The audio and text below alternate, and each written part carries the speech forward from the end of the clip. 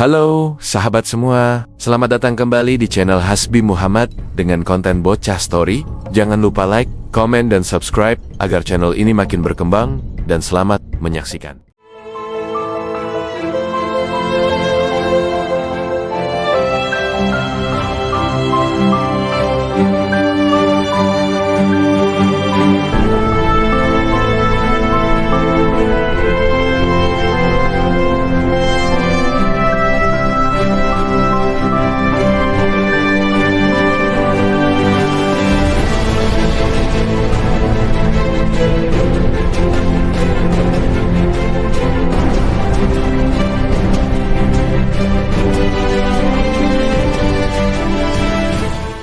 Pernahkah kalian membayangkan bagaimana nenek moyang kita di Nusantara ribuan tahun lalu menjalani hidup tanpa smartphone, internet, atau bahkan listrik? Mungkin terdengar sulit, tapi jangan salah. Mereka adalah para inovator ulung pada masanya.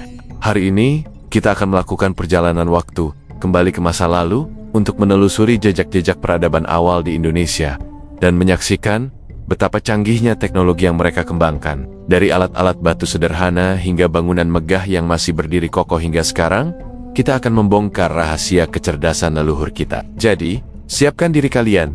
Kita akan mulai petualangan seru ini. Kisah kita dimulai dari zaman prasejarah, sebuah era yang sangat panjang dan penuh tantangan. Manusia purba di Nusantara harus beradaptasi dengan alam yang liar. Teknologi pertama mereka adalah alat-alat batu. Awalnya, mereka menggunakan batu apa adanya sebagai alat pemukul atau pemotong. Inilah yang kita kenal sebagai zaman Paleolitikum atau zaman batu tua. Bayangkan, dengan kapak genggam sederhana yang terbuat dari batu kali yang ditajamkan di satu sisi, mereka berburu, menguliti hewan, dan memotong umbi-umbian. Alat serpih atau flakes yang lebih kecil dan tajam digunakan untuk mengiris daging. Teknologi ini mungkin terlihat primitif bagi kita, tapi bagi mereka, ini adalah revolusi yang memungkinkan mereka untuk bertahan hidup dan berkembang. Seiring berjalannya waktu, otak manusia semakin berkembang, dan begitu pula dengan teknologinya. Kita memasuki zaman Mesolitikum atau zaman batu tengah. Di sini, alat-alat batu menjadi lebih halus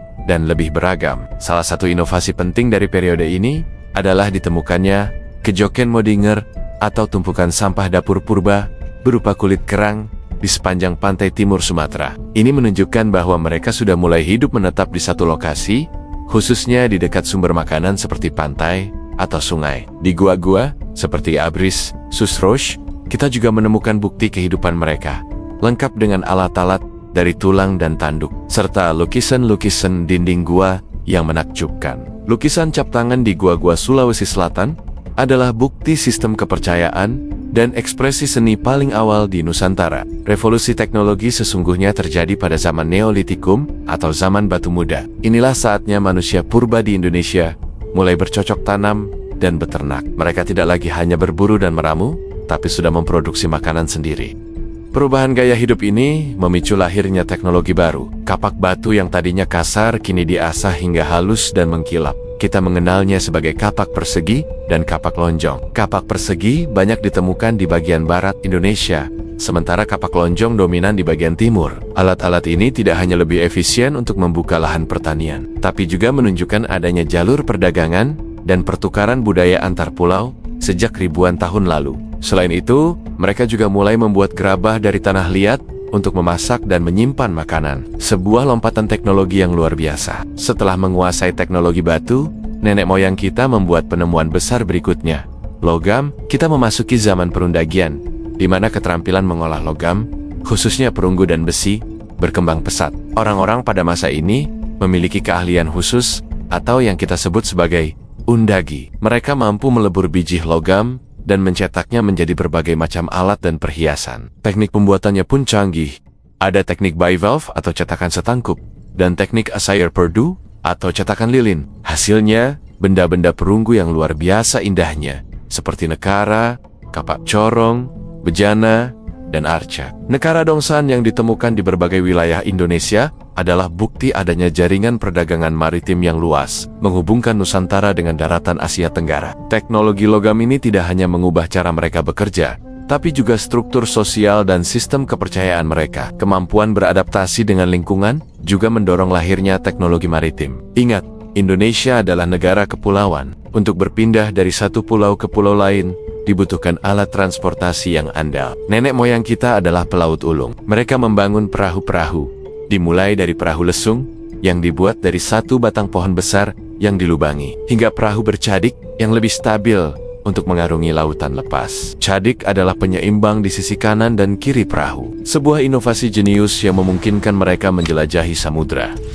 Kemampuan navigasi mereka juga tak kalah hebat. Mereka membaca posisi bintang, arah angin, dan pola arus laut untuk menentukan arah. Teknologi maritim inilah yang menjadi tulang punggung penyebaran manusia, budaya, dan barang dagangan di seluruh Nusantara, membentuk apa yang kita kenal sebagai jalur rempah di kemudian hari. Selain teknologi untuk bertahan hidup, nenek moyang kita juga mengembangkan teknologi arsitektur yang monumental. Kita berbicara tentang bangunan-bangunan megalitikum, yaitu bangunan besar yang terbuat dari batu. Ada menhir, batu tegak sebagai simbol pemujaan. Ada dolmen, meja batu untuk meletakkan sesaji. Ada pula sarkofagus, keranda jenazah dari batu. Dan punden berundak, bangunan bertingkat-tingkat yang menjadi cikal bakal arsitektur candi di masa Hindu-Buddha. Pembangunan struktur sebesar ini tentu membutuhkan pengetahuan teknik yang tinggi, mulai dari cara memotong, mengangkut, hingga menyusun batu-batu raksasa tanpa bantuan mesin modern. Ini menunjukkan adanya sistem organisasi sosial yang teratur dan gotong royong yang kuat. Kemampuan mereka membangun monumen-monumen ini adalah bukti nyata dari kecerdasan kolektif dan peradaban yang maju. Warisan teknologi masa lalu ini tidak hilang begitu saja. Banyak di antaranya yang terus hidup dan berevolusi hingga hari ini. Coba perhatikan rame-rama adat di berbagai daerah di Indonesia. Konsep rumah panggung yang tahan gempa dan banjir, seperti pada rumah gadang di Minangkabau atau rumah tongkonan di Toraja, adalah adaptasi arsitektur yang diwariskan turun-temurun. Teknik menenun kain dengan motif-motif yang rumit, seperti batik tulis atau tenun ikat, juga merupakan kelanjutan dari teknologi tekstil purba. Bahkan dalam bidang pertanian, sistem irigasi subak di Bali yang sudah diakui dunia adalah contoh sempurna bagaimana kearifan lokal dalam mengelola air diwariskan dan disempurnakan dari generasi ke generasi. Ini membuktikan bahwa teknologi nenek moyang kita bukan hanya artefak di museum, tapi juga bagian hidup dari identitas dan kebudayaan kita saat ini. Memasuki era kerajaan Hindu-Buddha, teknologi di Nusantara mencapai puncaknya. Pengaruh dari India membawa pengetahuan baru tentang metalurgi, arsitektur, dan sistem tulisan. Lihatlah kemegahan Candi Borobudur dan Prambanan. Bagaimana bisa manusia pada abad ke-8 dan ke-9 membangun struktur sekompleks dan seartistik itu. Mereka menggunakan sistem interlock atau saling kunci pada balok-balok batu andesit tanpa menggunakan semen sama sekali. Relief-relief yang terpahat di dinding candi tidak hanya karya seni, tapi juga catatan visual tentang kehidupan, teknologi, dan filosofi pada masa itu. Di relief Borobudur, kita bisa melihat gambaran kapal besar dengan cadik ganda, membuktikan kemajuan teknologi maritim kerajaan Sriwijaya dan Mataram kuno yang menguasai lautan. Ini adalah sintesis sempurna antara kearifan lokal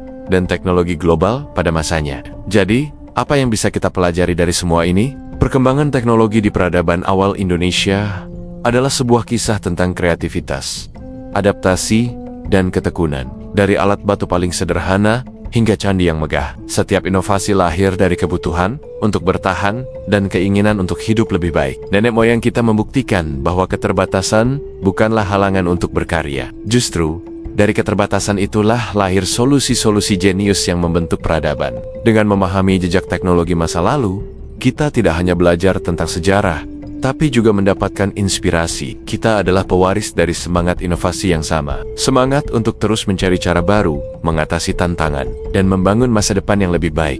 Sama seperti yang telah dilakukan oleh para leluhur kita ribuan tahun yang lalu. Terima kasih sudah menemani perjalanan kita menelusuri jejak teknologi peradaban awal di Indonesia hari ini. Semoga video ini bisa memberikan wawasan baru dan membuat kita semakin bangga dengan warisan nenek moyang kita. Jangan lupa untuk like, komen, dan subscribe agar tidak ketinggalan petualangan kita berikutnya. Bagikan juga video ini ke teman-teman kalian ya. Sampai jumpa di video selanjutnya.